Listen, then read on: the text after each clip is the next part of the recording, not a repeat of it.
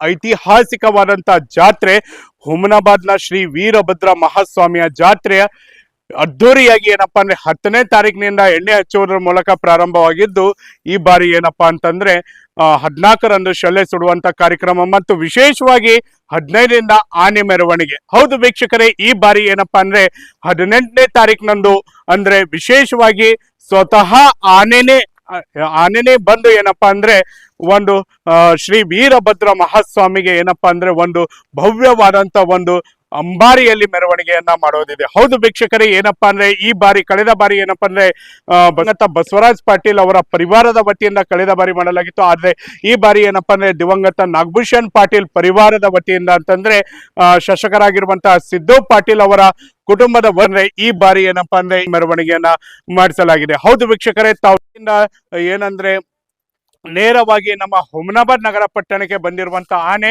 ವೀಕ್ಷಕರೇ ಇವತ್ತಿನ ದಿನ ಅಂದ್ರೆ 18ನೇ ತಾರೀಕು ಒಂದೇ ದಿವಸ ಮಾತ್ರ ಏನಪ್ಪಾ ಅಂದ್ರೆ ವಿಶೇಷವಾಗಿ ಆನೆ ಮೆರವಣಿಗೆ ಇರುತ್ತೆ.